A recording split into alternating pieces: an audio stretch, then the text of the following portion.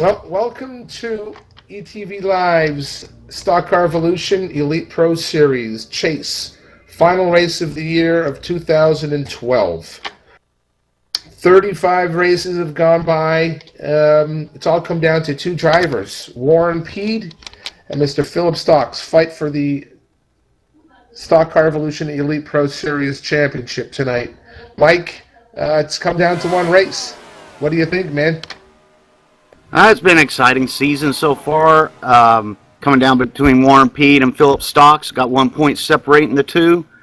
And I'd like to give condolences out to J.D. Webb. He's normally in the booth. He's in the hospital tonight, and we wish him well. And get well quick, buddy.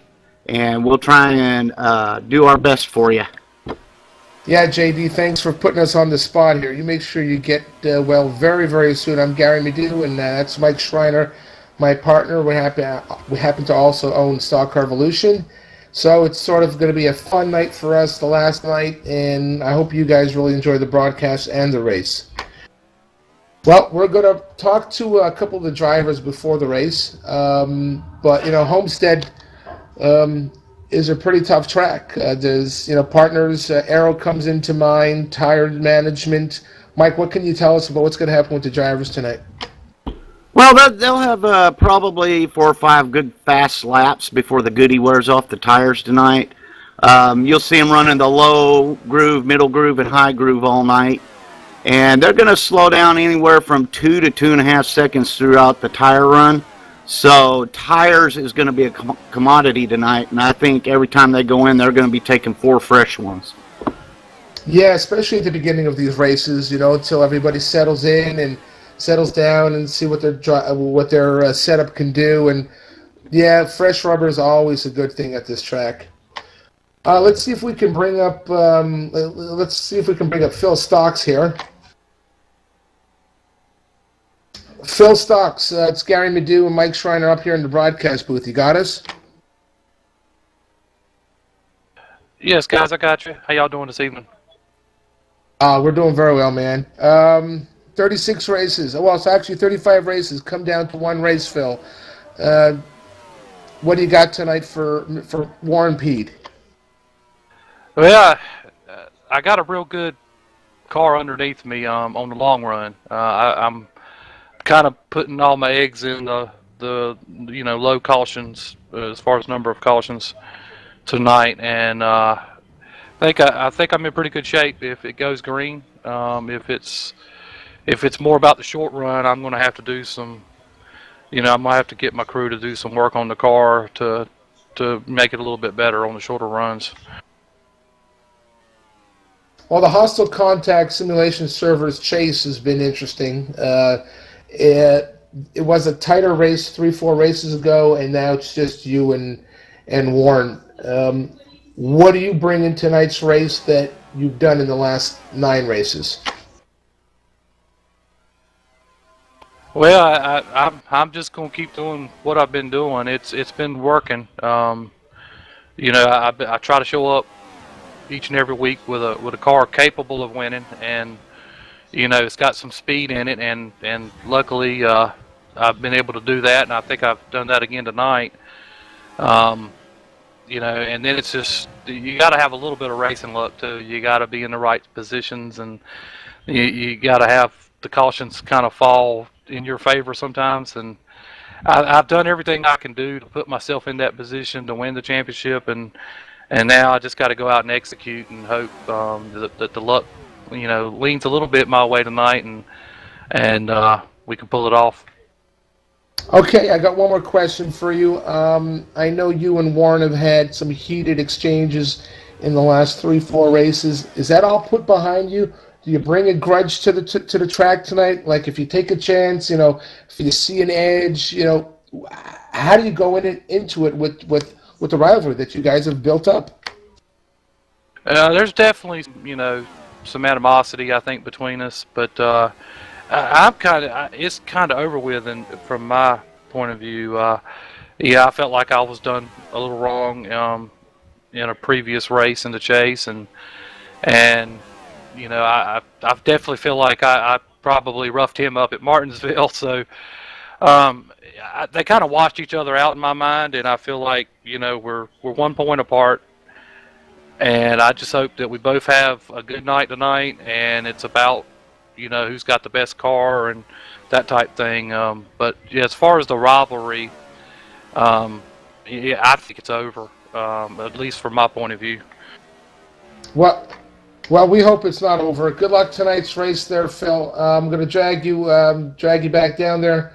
Have a great race, my man. We're going to drag up Warren Pede now. Let's see if we can get him on the. Hey, Warren, this is Mike Schreiner, Gary Madu up in the booth. You got a copy? G'day. Hey, Warren, heading into this final championship race, you got a 1-point lead. What's your strategies for tonight? Simple. Finish in front of the 29. How's your car running tonight? The car seems good. Looking at the lap times from most guys, up to 20 laps, everybody's pretty even, but then about 25 laps in, that's when the tyres start to cry. And so the aim of the game is to look after them for the first 10 or 12. Well, you had a pretty good lead throughout the whole chase, and it's dwindled down to a point coming into this last race. You and your team feeling the pressure tonight? Definitely. Once again, Mike the mechanic and Gary Cross and Ramos have helped us set up a nice car. And hopefully we can get us there. As I said, it's going to be tight for all of us early, but after 25 laps, if we get some long runs, we should see a bit of thinning out. Well, we kind of posted this. We were talking to Phil just a few minutes ago as well, and you guys have had a pretty strong battle here, the last half of the season, and kind of roughed each other up a little bit. Going out on the track with any grudges, or that behind you guys, you're going to just race clean tonight? As usual, race clean. Like to win with honours. Winning isn't everything. It's being here with your mates and having a great time. Winning's a bonus, but we all play hard, but hopefully we all play fair. All right, well, thanks for talking to us tonight. We'll let you get back to your job at hand, and good luck tonight. Good luck, Warren. Thanks, guys. Been doing a great job over the season for the ETV Live too. All right, take care, buddy. Well, if you want to, Gary, we can kind of go through the point standings here. And then after that, we'll probably head on to the national anthem and get this race underway. Yeah, sounds good. Well, obviously we have leading in points right now. Warren Pede with 7 wins. Phil Stock's 1 point behind him in second place. So that's your battle right there for the championship. For third, it's pretty much locked up. Tom McKeever, he's got 3 wins this year so far. And where it starts getting interesting is 4th, 5th, 6th, and 7th. You have Mike Head, Dan Mueller, Ray Moss, and Mike Kuhn, respectively, all fighting for pretty much 1 or 2 positions there. And you can even throw in Mr. Travis Joyner, too, which is actually, he's not here tonight. Yeah, and he's had a pretty good year as a newcomer to the series this year. Those guys you mentioned in the middle of the top 10, they're really battling for pride and, just to finish ahead of another guy. And, it's all about bragging rights there. But, yeah, it's come down to just 2-guy race. No way for the third place to take over the points lead tonight. So it should be an interesting race, and these guys should put on a good show.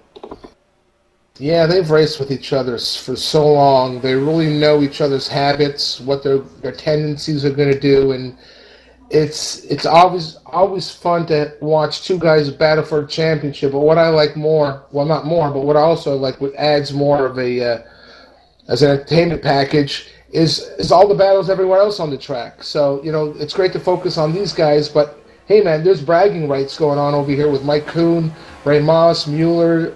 Mike Head, Gary Cross from Down Under.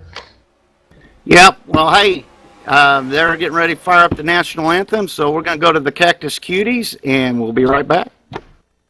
Oh, say, can you see by the dawn's early light what so proudly we hailed at the twilight's last gleam?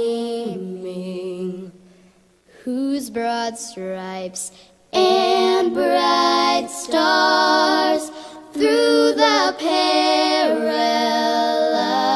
fight, o'er the ramparts we watched were so gallantly streaming,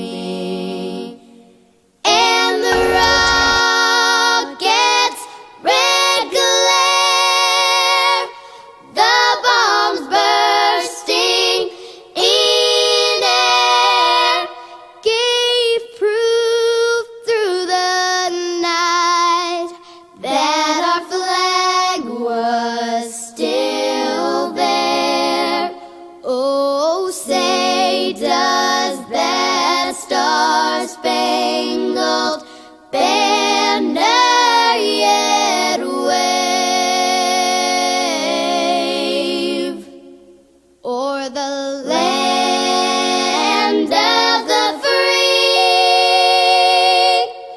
and the home of the brave.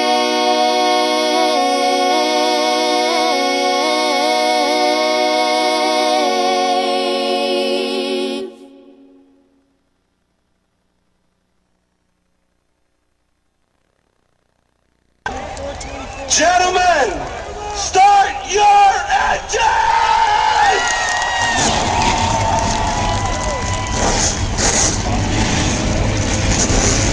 Okay. Cars are almost ready to get out there. We're going to go through the grid now. Tonight's race, again, obviously sponsored by Hostile Contact Simulation Servers. So on pole tonight, we have the 69 of Mr. Gary Cross from Down Under. In the second row, we've got the 24 of Ray Moss. In the third position, we got the 61 of Warren Peed. Behind him, we got the challenger, number 29, Philip Stocks. Right after that, on our next row is Greg Girk, the 10 car, then followed by Dan Mueller, Mike Hemp, Jeff Cody, and Don Kelleher. And the top 10 is Terry Milford. In 11th, we got the 85 of Tom McKeever. And next to him, we got the 054 of Chad Cabral. And in the next row on the inside, we got the 27 of Tony Bagstad. Then we got the rock star Paul Rogers in the 21 in 14th. And rounding up the field, we got the 25 of Mike Kuhn. Well, it's green. The first green of 2012, guys. The 69 of Gary Cross leads them into turn 1, and the 61's following in behind him there. Yeah, we're going to watch cars sort of find their groove right now. 69 definitely is fast out there right now, followed by Warren Peed. We got the 10 car in third place, and we've got Philip Stocks in the 24 battling it out for fourth. Behind them's Dan Mueller in the 6 car, and they'll probably just kind of let their tires get warmed up and then start seeing if they can do some passing and everything here. These guys are some pretty talented drivers. Yeah, I'm seeing that high group be, that's what people seem to be working at right now. But there are 2 or 3 wide on the back stretch, and Warren Peed is now taking the lead from Gary Cross. Yeah, we're going to see a lot of jostling position here. I'm sort of wondering if Gary Cross is not helping out his Australian buddy there up to the front. Yeah, they are teammates, and that's definitely probably going on. Yeah, Phil Stocks in the wall. There was contact. There was contact with Gary Girk and Phil Stocks. They're still rolling. No cautions out. Hopefully he didn't hurt his car up bad too much with him being a contender tonight. Yeah, I'm just looking at a quick replay. I'm not seeing a lot of damage, but he definitely has right side damage, Phil Stocks. Yeah, he's got a little damage to the right front fender there. Doesn't look like it's going to affect him too much, but they're going to want to bang that out a little bit on the first pit stop. And I imagine he's fuming in that car right now. Yeah, he's fuming. I'm quite sure he left some fingerprints on his steering wheel with that one, especially at the beginning of the race. To watch it, all come down to this one little push up, man. That's pretty exciting. Well, the top three are starting to get away from Phil Stocks there. And behind him, you got Mike Head, and then Tom McKeever's working his way up through the field. He's moving up pretty quick after starting. Now, he started around 13th place there. Yeah, we're seeing cars a little bit more single file now. But some are, some people are driving the lower mid lines, but I'm seeing most people drive the high lines. What are you seeing there, Mike? Yeah, I'm seeing them use the mid to high line in the corners. That's kind of the fastest way around the track. You're going to wear your tires out a little bit more down low. Got to have a little bit looser setup to make the low line be as fast. They just get that momentum off the high line, and it really works. Well, right now your top three, Warren Peed, which is your champion, your chase leader right now, followed by Gary Cross, and right behind him is Mr. Ray Moss, the soft voice of Ray Moss. And they've opened up quite a little gap there, Mike. What's going on? I think Phillips just riding around right now trying to keep out of trouble with that little bit of damage he got. Kind of see how his car is going to do and what they need to do to fix it.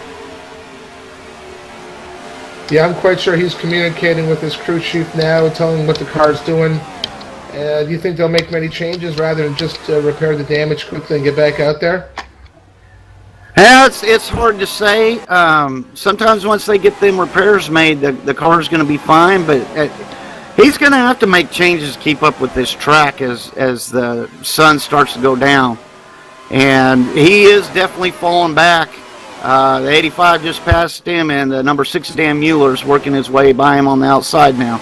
So that damage is affecting him a little bit right now. Yeah, I'm seeing him drive a different line from what we saw in practice. I'm not sure if he's being just passed by everybody on the outside right now, but he's definitely taking a different groove and seeing his championship slip here at the beginning stages of this race. We're on lap, they'll be lap 9 this time by. And your top three still Warren Pete, Gary Cross, and Ray Moss. Mike Hebbs in 4th, Dan Mueller in 5th.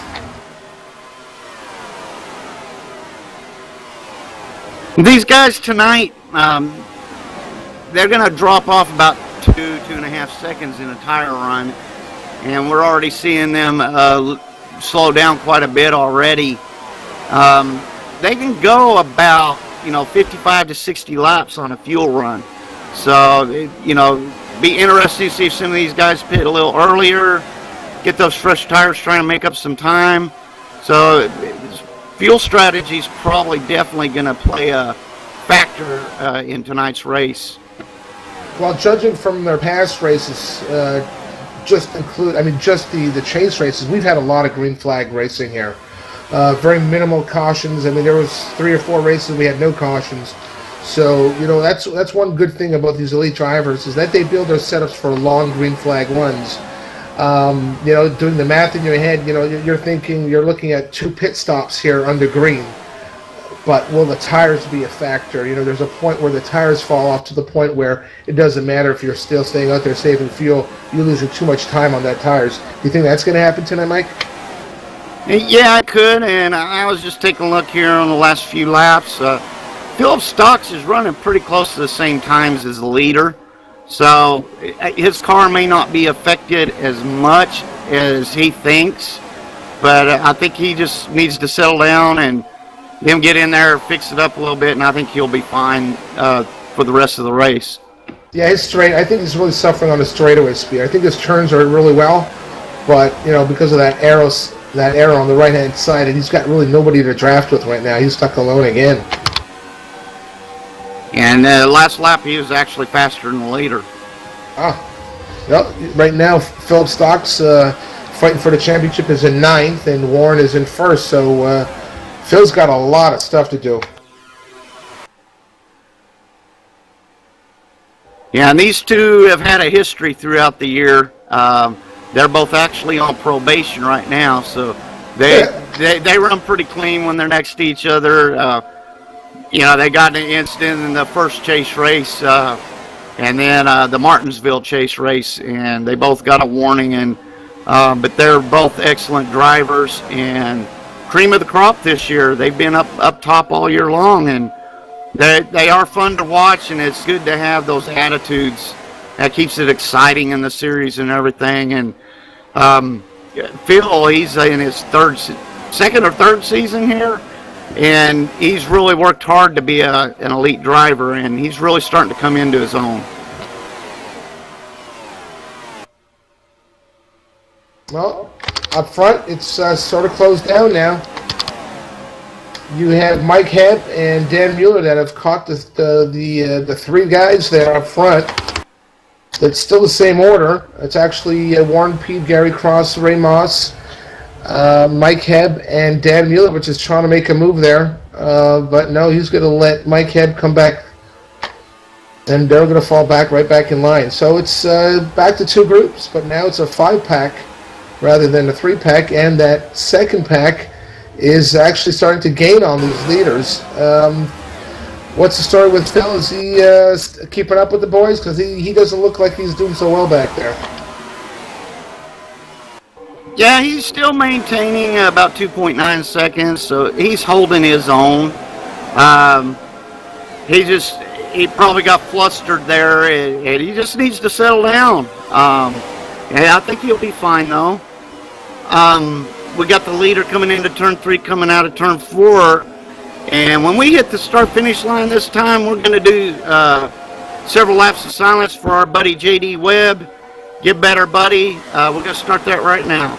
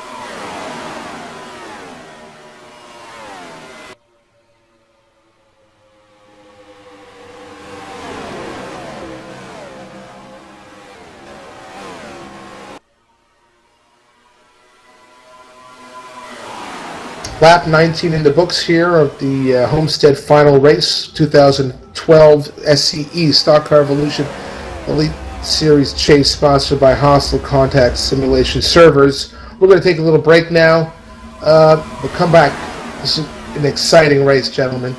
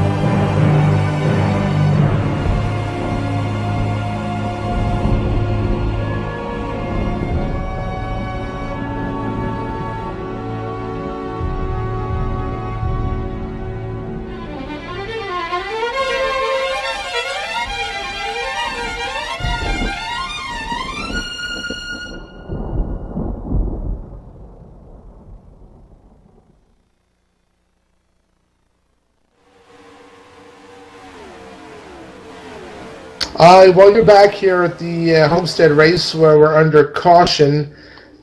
The 75 of Terry Milford had brought out the caution. Taking a look, see what happened over here on our replay. But yeah, that's our first caution of the night here. It just looks like he got loose. Coming, I think it's turn 3. couldn't hold it down, and he came up and, oh, he's got horrible damage.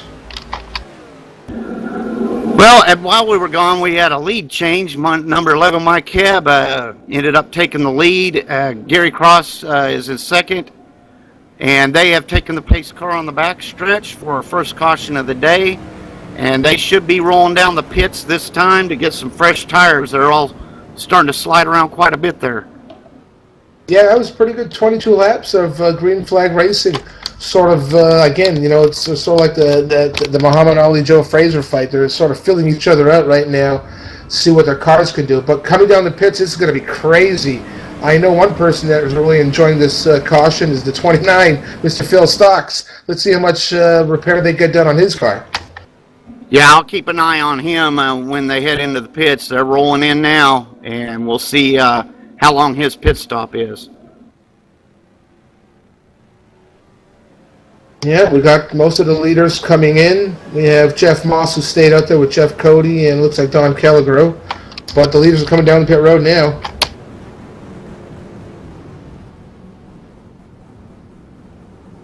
Yeah, they're banging that fender out on the 29. They got the right sides changed. They're doing the lefts now. And he's still in the pits. Looks like he's going to lose some spots, but shouldn't hurt him this early in the race. He'll be able to make up those spots. He's down and away. Yeah, Warren Payne, he's out right now. So right now your points leader is still ahead of Phil Stocks, but like Mike said, they fixed that car. I wonder what it's going to be like in 15, 20 laps from now. That's the question.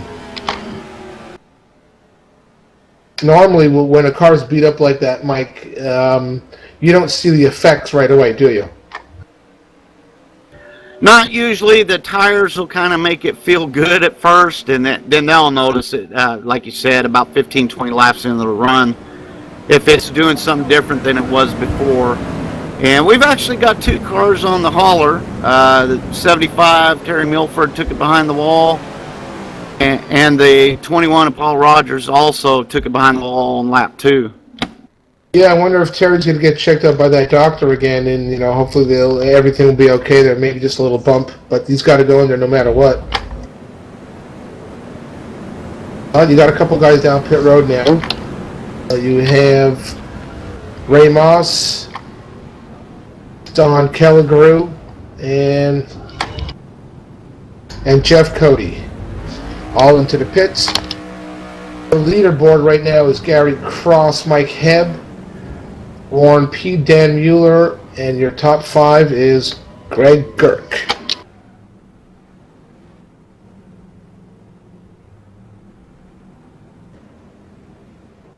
This should settle things down a little bit here. All whatever jitters these guys had at the beginning of the race, first caution, even though they haven't raced for over a week. Some of the cobwebs are there, but that was a pretty good green flag run there, Mike. Yeah, it was. Give me a second here. I'm getting some talk from one of the race officials. Well, still under caution over here. Looks like these drivers are nice and settled down. Don't see many people with with damage here, but it's going to be a tough fight up front for Phil. I mean, he's way back there.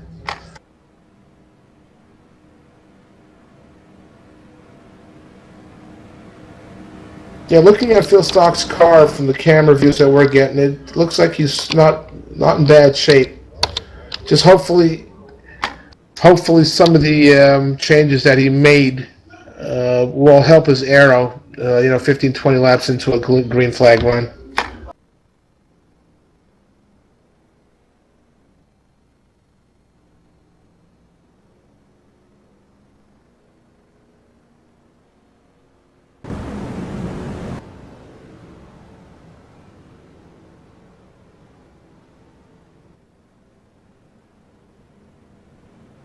Okay, doesn't look like we're going green right now. Yeah, it looks like Jeff Cody parked it. Not sure what happened there. I'm going to hop down and talk to one of the race officials and see if I can figure out what's going on. Okay, you do that. We're still driving under yellow over here. Our first caution of the night. 25 laps into the books right over here.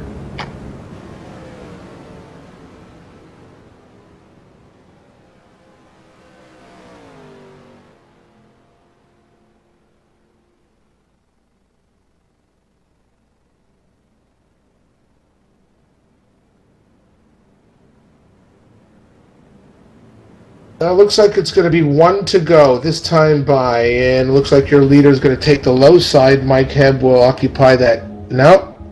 See, there you go. Just when you're about to say something, live TV comes back and nips you in the butt.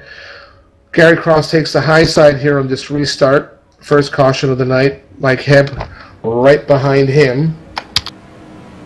And Warren Peed, which is your points leader right now, championship leader right now, heading into this race.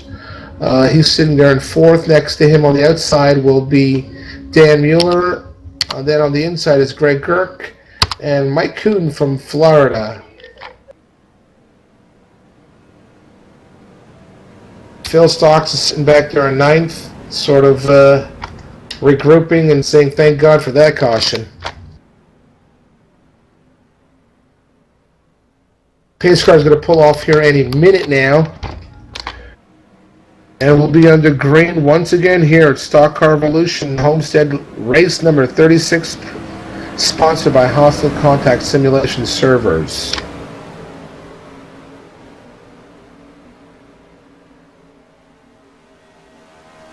Pace car's off, and they're off green here again on lap 26.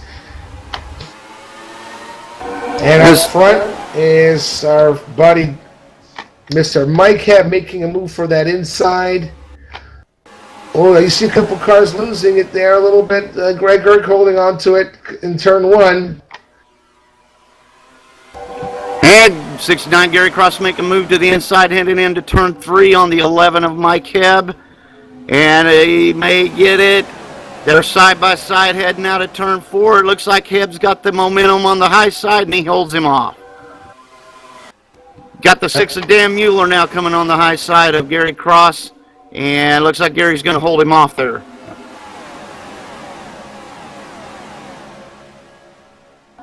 Well, I just got off the deal with some race officials, and boy, Philip Stocks is hot with Ray Moss. There were some words exchanged over the radio down there, and I think they got them settled down. But yeah, it's interesting to see what might happen if they get next to each other here down later in the race.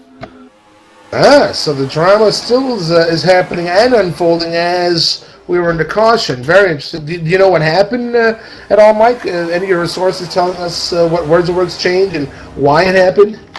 I'm not sure what was exchanged, but I think it was from the incident early in the race when they kind of got together, and Phil got in the wall there, and he's still fuming about that. So he definitely needs to let that go and concentrate on his race. Because our replay showed that was Greg Girk. But anyways, up front again, Mike Hebb holding on to that lead. And you know what? Mike Hebb, the last 4 or 5 chase races, has caught our eyes in the Elite Series. Can't say he's dominated, but he's been up there with the the elite of the elite drivers, and he's been leading. What changed this guy? We don't know, but man, he's really doing a hell of a job, and he's proving it again right now tonight at Homestead. Oh, for sure. He's been a solid Elite Series driver since we brought him up to this series. And, yeah, for some reason, the last 4, 5, 6 races, I think something just finally clicked with him. That we do open setups here, and these guys make and adjust their own setups. So that's a learning curve for these guys. And once they learn how to do that, things will click, and man, they start having, some more success. Well, former champion right behind him, Gary Cross, always shows up for every race, but he had a very difficult chase this year. Don't know what his issues were, if it was car changes, aero changes, but he just couldn't really grasp that winning streak like he did a couple of years ago. Yeah, I think he struggled a little bit. He hasn't put in as much time off the track as he did the previous years. He's actually one of our developers. He develops tracks for us and tries to get them as accurate as you can. So he spends a lot of time doing that. And he's still a good, talented driver, but... Oh, we got somebody in the wall there. You had a little scraping there on the door with Dan Mueller, and you can see just a little scrape how much momentum they lose. Look at the gap there all of a sudden between second and third. And his car looks fine, so I don't think he got any damage from it. He probably just scraped it and lost a little momentum there. Well, your leader was still Mike Hebb up front, followed by Gary Cross, and in third right now is Dan Mueller, but right behind him is your points leader, Warren Pete from Australia. I've raced with Warren a lot. Not much. You're not going to find many competitors like him. He's definitely a character. He's fun to be around, but you know what? This guy can drive.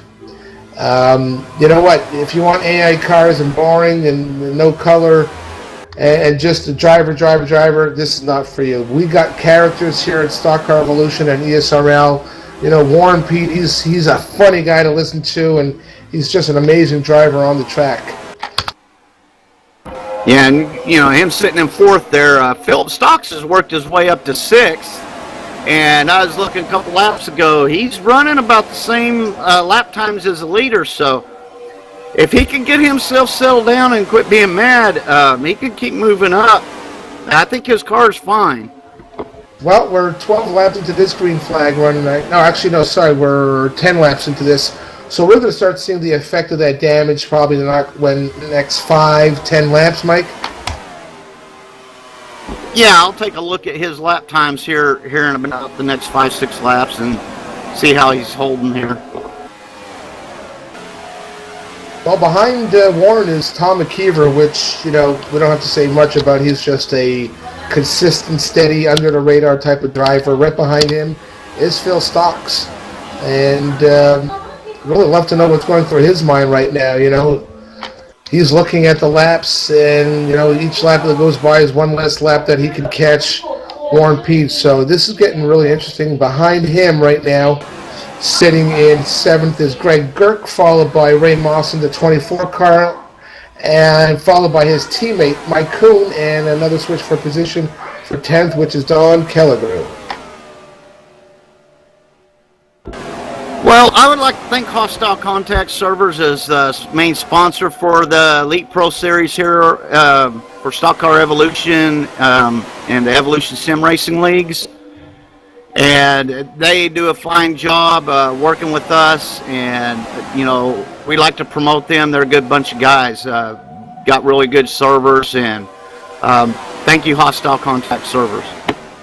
Yeah, it's been a relationship that we've built in the last couple of years, and I know personally I work with them not daily, but pretty much weekly, and these guys are all about dedicating themselves to the online sim world, whatever it needs, racing, for shooting games and stuff. These guys really want to make a mark, and I know I believe in them, and I know, Mike, you believe in them, to the point where they're going to be one of our main sponsors for Stock Car Evolution and ESRL in 2013.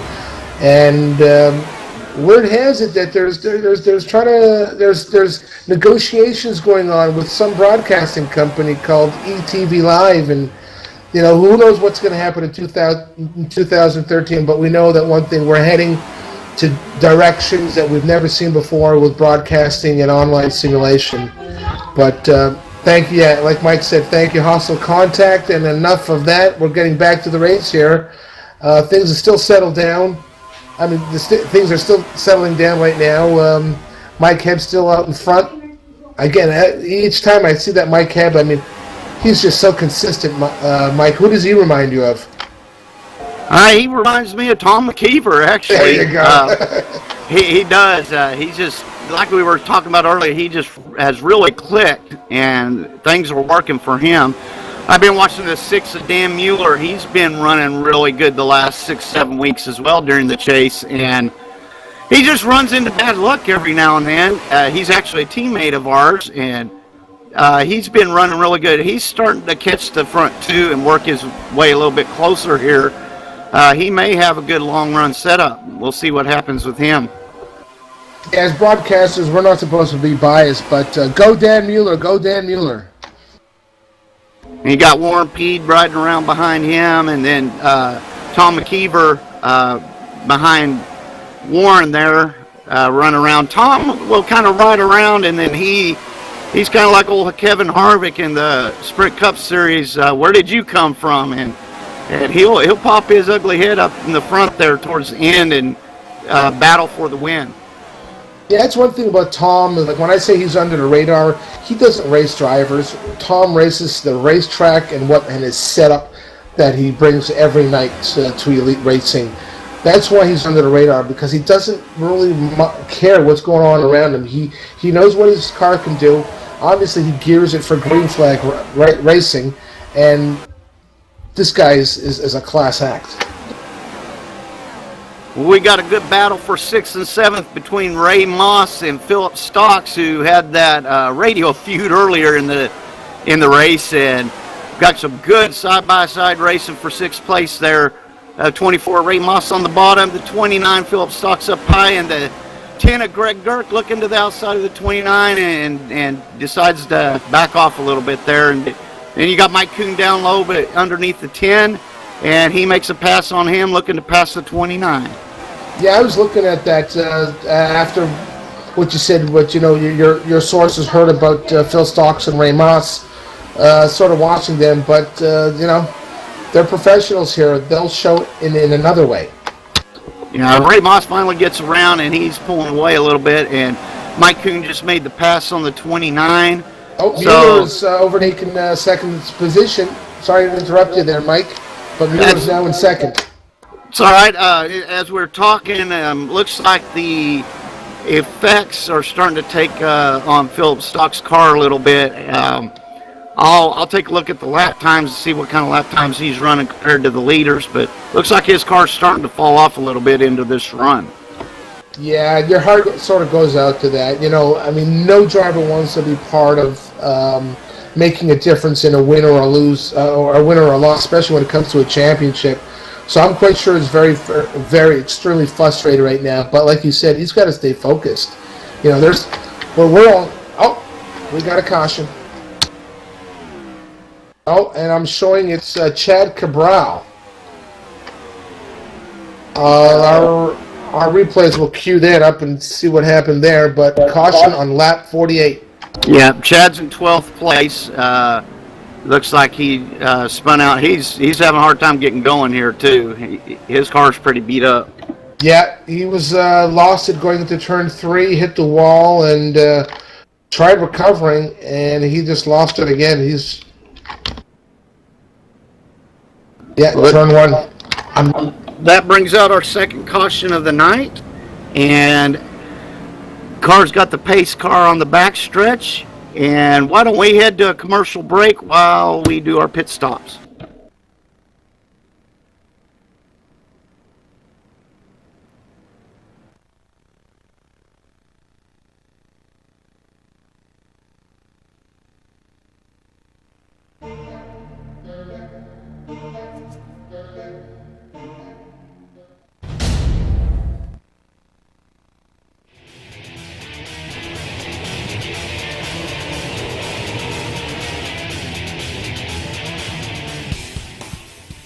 Stock Car Evolution 2012 brings the intensity, grit, and roaring sound of NASCAR to the PC and R Factor. You'll quickly find that it is a highly detailed simulation of one of the most detailed and realistic to grace the PC. Stock Car Evolution is a scratch-built stock car simulator mod for R Factor, which has been in development since 2005. It uses real-world information to develop the physics in all 3 NASCAR series, resulting in the most realistic driving experience possible. A dedicated team of developers from former Microsoft and NASCAR software engineers to software developers adds to what is already the most realistic NASCAR simulator on the planet. Simply put, Stock Car Evolution is a true stock car simulator. Stock Car Evolution 2012's new level of detail in both physics and graphics, combined with years of development, make this version the best stock car racing simulator to date. Stock Car Evolution would also like to thank all of the leagues that tested our beta versions at ESRL and provided valuable information and feedback. You can't get the thrilling sense of speed, the ever-present danger, the feel of the track, the nerves of steel required while watching it on TV. Stock Car Evolution 2012 does all that and more, offering up thrilling racing action with the realism that hardcore fans crave. Do you have what it takes? Find out at StockCarEvolution.com.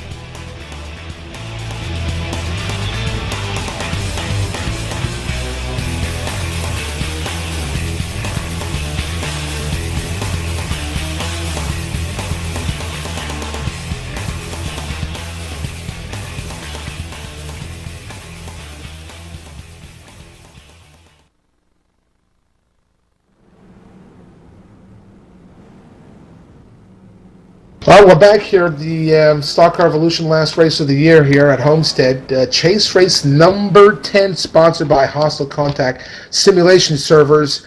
Interesting stuff over the commercial break. You want to tell it, Mike? The number 29, Philip Stock, stayed out to lead a lap, and that 1 point can be very valuable. He was only behind 1 point heading into this race. He's had a little trouble early in the race. Got a little damaged, got that fixed up. His car seems to be doing okay. I just think they're having to adjust on it a little bit. I don't think he has a winning car at the moment, but they still got a lot of laps left, and we'll see if they made the right adjustments for him. Yeah, well, look, every point counts throughout the year. Nothing different on the last race of the year because, we're only 50 laps into this race. We still have another 84 ahead of us. Anything can happen, and anything can happen in racing, and that's the greatest thing. Well, these guys are going to be lining up double file for the restart. Something neat that we've done with Stock Car Evolution is Joel Brown created a R-Factor plugin that only works with SCE. It's a rules plugin. And it will give the proper lucky dog, give their lap back automatically, and we can line up double file restarts, and, if a guy in the outside lane passes the guy on the inside lane, it's known to give you a stop and go at the start-finish line, even though they're obeying the side-by-side restart rules. And what the plugin does, it automatically clears that stop and go penalty on the restarts. And the only thing this plugin doesn't handle is the wave by rule, which we've kind of adapted to that. And what we do here, when there are wave bys, we'll let the game go green and we'll go under caution with the leaders pacing for one more lap and let those wave bys go around, and then either an admin or the third place car will call the green flag the next time around. And that's how the wave by rules are handled here. Yeah, well, we're always thinking of our drivers and the issues that do come with R-Factor. But we're still under caution here. I don't think they got the one to go yet. Well, while we're waiting on that, we got the one to go. They're going to line up double file now. We're already starting to do some development for 2013, and something that Joel Brown and myself have been working on is clean air versus dirty air. Right now, the guys don't get a whole lot of dirty air when they're back behind other cars, and it almost feels like you got a better handling car behind a car than in front of a car. So we've been working on that where the car gets tighter behind the other cars, and clean air, dirty air is going to be more of an effect in the next version. We're on the back stretch here. We're coming to green here. Mike had elected to take the outside, which seems to be the fastest preferred line. Dan Mueller will take the restart on the inside, and right behind the leader right now is Warren Pete, your points leader overall. Phil Stocks is sitting back there in ninth again. And, we're not going to say his day is over, but it's not looking good right now, the way these guys are driving. Yeah, he's going to have to make some moves or make a bold move later in the race. He's currently 6 points back. We're going green, and we're heading to the line. 11 leads them to the line. 6 is in second place. Gary Cross dives to the bottom. 3 wide into turn 1.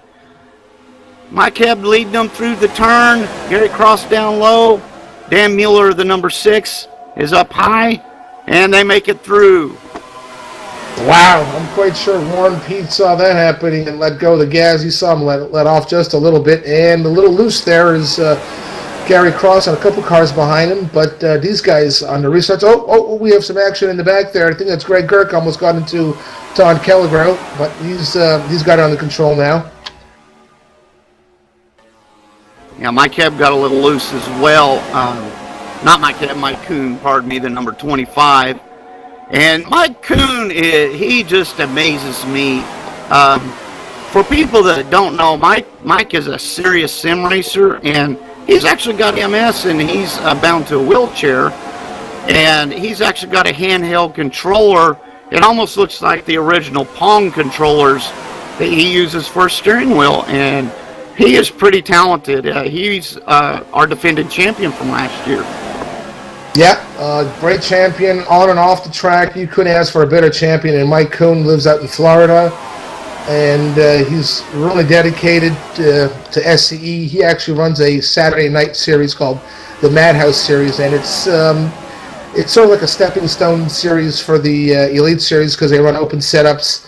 They follow the NASCAR schedule and everything, but he put together a really great series over there. And we got a fight for a battle for position here for first. And it looks like Mueller is trying to take him on the inside here. But Hebb's got him on the outside. That momentum on the high side again. Wow, that high side really rocks. Yeah, the 6 gave it a good old-fashioned try there. But man, that 11 is on a rail. He is just scooting along, and his car's working the way he wants it to right now. Hey, Mike, when these cars, when they get on the green flag, right, they take the green flag, obviously their setups are set up for the green flag driving, but with fresh tires and adjustments, how long does it take for them really to start feeling their car on the green, after a caution? Oh, it just depends. Here at this track, every track's unique with the tire development and everything. The tire fall off here is pretty quick, so you're going to know how your car's handling. The new tires kind of hide that a little bit for about 5 or 6 laps, and then you're really going to know how your car's doing, and it will show. Well, right now they're pretty much single file. From first to 8th, they're all sort of clumped up together. A little gap between second and third, Dan Mueller and Warren Pede. Warren Pede's just, he's probably not going to take any chances now that he knows that who he's battling for the championship has a little bit of damage. Do you think that's going to change his style of driving now? It just depends on how his car's handling. He'll probably just ride around. He's racing the 29. All he has to do is beat him. Right, but will Warren Pede's drive to win each race come back and haunt him? That's the question, because we know how competitive Warren is. He doesn't like to go backwards. He likes to go forward. It could. I've seen it bite him in the chase already, and that's how he kind of lost his points lead. But it just depends on, if he's listening to the little angel on the right or the little devil on the left. If he listens more to the angel tonight, he should be able to take this championship home. Well, they crossed the line, 61 laps into the books. Your top 10 are as follows. Mike Hebb in the 11 Toyota, followed by the Ford 6 car driven by Dan Mueller.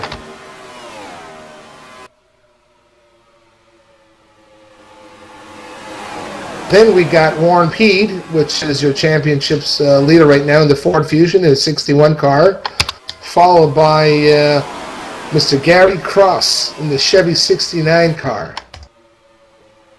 We've only got 9 laps on this fuel run here, and just to let you know, they've already lost a 10th lap here in their times. That's how quick the tires wear off here. So do you think they have to make tire adjustments? We got Warren Pete sneaking underneath Dan Mueller here for second. Right behind him, trying to get that slipstream with that arrow, is Gary Cross. Nope, but now it looks like Gary Cross is trying to make a pass, make a move on Warren Pete, but that high side again is going to prevail. Yeah, Dan Mueller slipped all the way back to 4th, and now Tom McKeever's making a pass on him on the outside. He just lost his momentum, and now he's stuck on the low side. The high side is the place to be at this track with that momentum. Well, all that jostling for position, your leader right now, Mike Hebb, is sort of pulled out a little bit of a lead here, Mike. Yeah, he's got almost 7/10 of a second lead, and he's making it grow. He's getting that gap wider and wider. Yeah, it looks like Dan Mueller's fallen off. I see a little bit of looseness in that car. I don't know if he likes to hold it down on that low line, but he's forced to right now because you got McKeever on the outside of him right now, occupying that position. The only person right behind him helping him right now is Ray Moss. Yeah, I think they made some adjustments on that, and I think they took too big of a swing. He looks like he's way too loose than he was earlier in the race. He's going to have to go back on some adjustments and get that thing fixed up, or he's just going to keep going backwards. Yeah, behind him, Ray Moss, and teammate of Ray Moss is Mike Kuhn, we were just talking about, and the guy, which is probably the most important person out of this pack right now, fighting for the championship, is 29. Phil Stocks in that Chevy car, but don't know what's going on there. I know he's got damage, but is he holding back? What's he doing here right now? I'm not sure. He's only picked up 1 spot since the restart. He's going to have to get his car better than that if he wants a shot for this championship. And, you know, Warren's moved up to 2nd place, so he's stretched that lead just a little bit more. So it's going to make it tougher and tougher for him. Yeah, their teammates come into play over here. You know, Gary Cross is not fighting for a championship, but, you know, he'd like to see that championship stay in Australia this year. So I'm quite sure he's going to try and do everything he can without making it look obvious to keep Warren in front of him and Phil behind. Yeah, I agree. They're teammates as well. And Gary's a heck of a teacher. He has kind of mentored Warren as Warren came into sim racing, and Warren has taken to his teachings and rode with it. He has become a top-notch racer, and he has an aggressive nature to him, which you kind of have to have that in the Elite Series to pull out these wins and championships. And sometimes he needs a slap on the wrist to settle him down, but Warren definitely is a top-notch driver. Well, we're just a little bit halfway done over here, and your leader is still Mr. Mike Hebb. He's pulled out over almost a 1.5-second lead on that second pack, which is led by Warren Pede. Oh, saw a little bit of smoke there by Phil Stocks. And look who's up in the mix there all of a sudden is on the outside, which is the 85 car of Tom McKeever. Green flag does well for that car, that's for sure. Yeah, McKeever and Moss are battling it out with Moss down low, McKeever up high, and it looks like the 6 car's kind of gathered himself back up, and he's kind of riding around with this 2 wide. Yeah, we're 2 by 2 by 2 by 2, you know, that 6-pack there.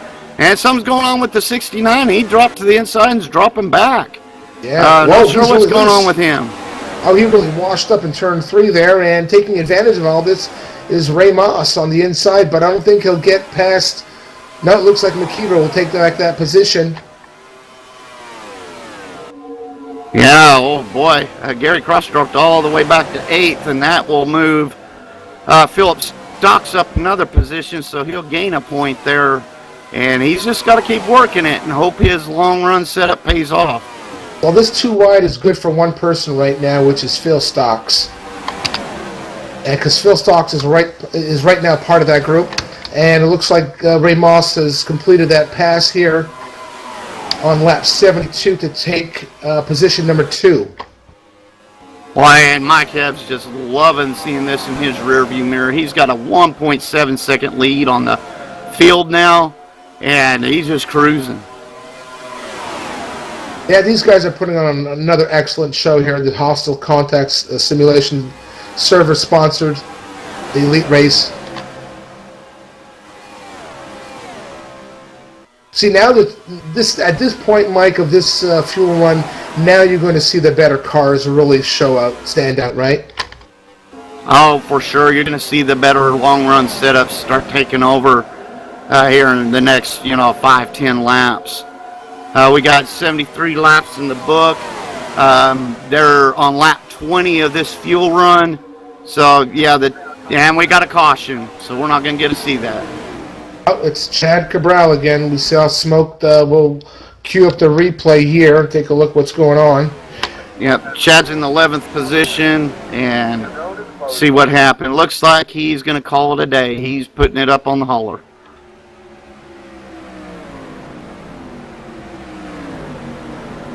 So we got the leader, Mike Hebb, second place, the 24, Ray Moss. They're catching the pace car out of turn 2 here, heading down the back stretch. And while the cars get gathered up, get ready for pit stops, we're going to take a commercial break.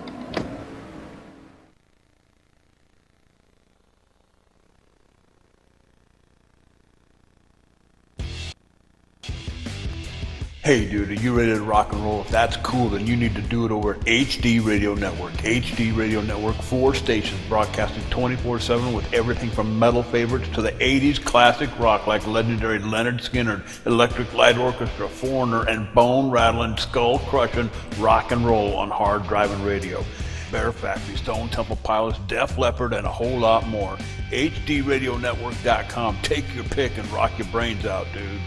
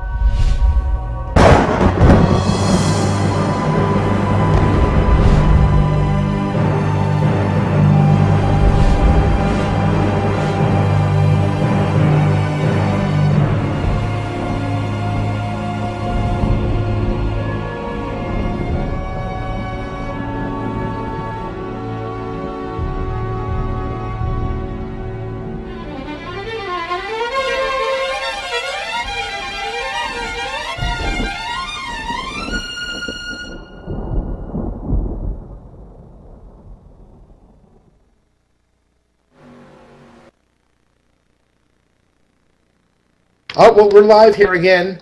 We're under caution here on lap 75. We have a new leader, and we're going to try and queue up over here if we can get, somebody that's been really driving well tonight, which is Mike Hebb. Mike Hebb, this is Gary up in the broadcast booth with Mike. You got us? Yeah, I got you, Gary. Mike, you know what? The last 4 or 5 races, we've been mentioning your name a lot. Tonight's no different. We're watching your car. You're running that high groove. How you doing this? How you doing it tonight?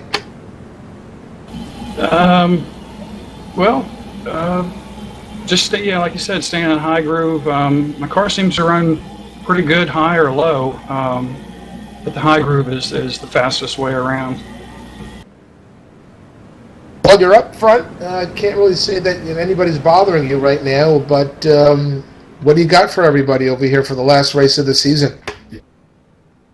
Well, we sure don't want to affect the outcome of the championship. That's our number one thing. And other than that, we're here to win. I mean, we're not happy with anything else, so staying out front's the best way to do that. Well, you got the points championship leader right behind you. Does that make you nervous going into turn 1 on restarts? That'll be up to him. You know, he'll probably try to take me low, so depends on how hard he wants to push it. I won't let up. Well, as the drama unfolds, good luck tonight. We're driving there, Mr. Mike Hebb, and we'll talk to you hopefully in the winner's circle. Thanks, sir. Take care, Mike. Have a good rest of the race. Thanks, Mike. Well, you heard it. You know, there's lots of respect here, but, you know, it's just sort of like the first race of the year, Mike, and the last race of the year. Everybody wants to win Daytona, and everybody wants to win Homestead. Everything in between, obviously, is for, you know, bragging rights, but why the last race of the year? It's just momentum heading into next year, getting ready and everything. It's that confidence for the team and the driver and what they're trying to accomplish. And, you know, if the championship's not in sight, they definitely want to have a good run and take that momentum into next year to try and win the next championship. We'll be heading green this next time. The cars are lining up double file, and we'll get this race rolling again.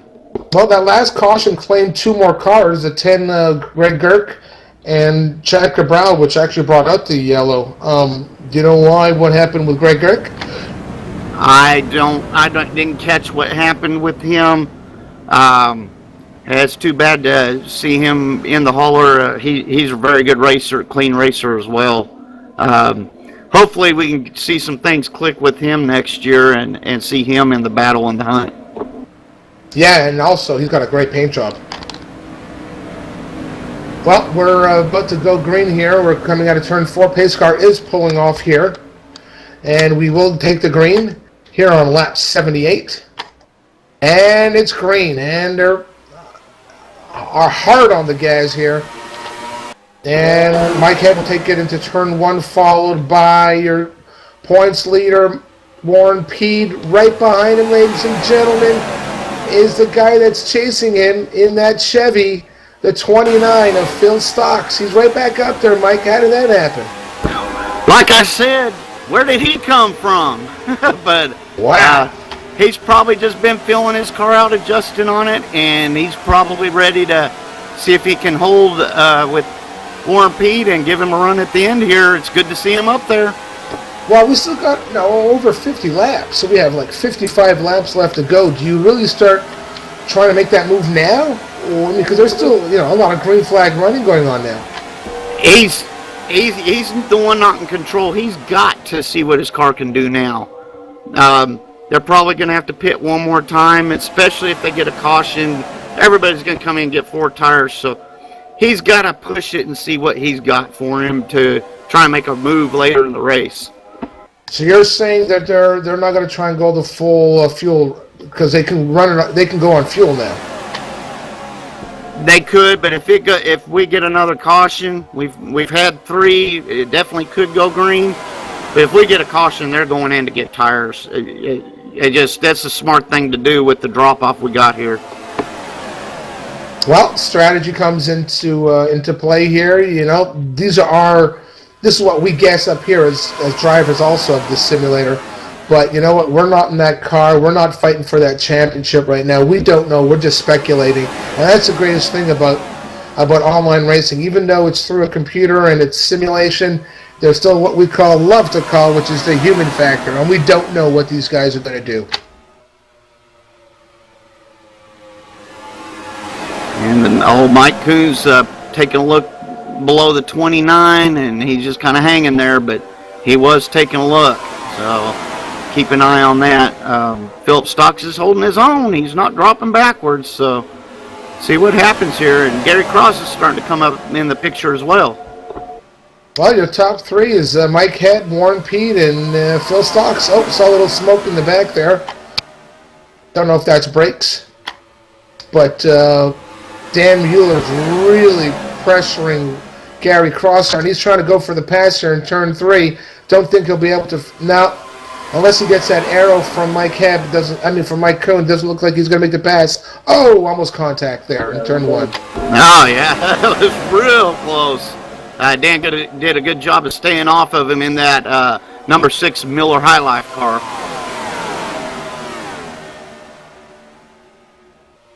Well, things are coming down You know, where laps are going by. We're on lap 83 right now. And your class of tonight is the 11 Toyota of Mike Hepp, and his car is just planted, man. I mean, I don't see any looseness. I don't see tight. I mean, he's got that thing under full control. A little wall action there. That's Mike Kuhn, a little scraping the wall there and coming out of turn 2 and taking advantage of it. It looks like it's going to be Gary Cross on the outside, but now it looks like he's going to wash up and lose a little bit of momentum. Yeah, these guys are running hard, but they're being smart. They're, kind of running single file and trying to make a move so that their car do. Mike Hebb's moving down to try and make a move on the 29, just can't get that momentum on the low side. Well, it seems to be the same thing going on over like the last couple green flag runs, is that Mike Hepp pulls away. He's pulling away inch by inch from these cars. I mean, he's that much better right now. His car is really planted. Oh, yeah, it's on a rail. He definitely has a good setup. His crew chief has hooked him up tonight. Well, it looks like Warren Pete is pulling a little bit away there from Phil Stocks, and I think he wants to get a little bit of cars between him and Phil Stocks. I know I'd feel a lot more comfortable, especially with the talent of Phil Stocks behind you. Yeah, and he's pulling for Mike Kuhn to make this move. There goes Mike poking his nose into turn 1. Let's see if he can do it. He's pulling up beside him down low. Philip's holding him off on the high side. Philip probably will have the momentum coming off, and he's holding him off still. Mike's nose to nose, heading into turn 3. Let's see if he can get him into turn 4 here. And his teammate Ray Moss coming up behind him, looking below him. Philip Stocks holds him off out of turn 4 on the high side and has the momentum. And Mike stays down low, and here comes Gary Cross now. Oh, look, we're almost 3 wide. Their teammates almost getting connected. That was Ray Moss to try and make the pass on Mike Kuhn, and luckily he just checked up a little bit. Otherwise, he would have collected. Oh, yeah, that kind of killed the momentum a little bit with Ray. Ray dives it in there deep, and he's looking to make some, 3 wide, 3 wide. Yeah, we got 3 wide. The 6 on the outside, they hang tough and get through clean, and Ray Moss just cannot get that low line to work yet. Well, the gap's getting a little bit bigger here between your championship leader right now, which is Warren Pete, and the guy that's fighting him for that trophy tonight, which is Phil Stocks. That's got to be so frustrating. He flies into the wall in 3. He's rubbing the wall. That's killing his momentum. The 85 of Tom McKeever and the 83 of Don Keller grew get by him, and Mike Kuhn drops to the back. That just killed his momentum there. He's going to have to settle down and get it gathered back up here. He's known to do that from time to time, but, Mike is a talented racer. He is our defending champion. Oh, there's a move on Phil Stocks by Gary Cross in the 69 Chevy. Is he going to make it stick?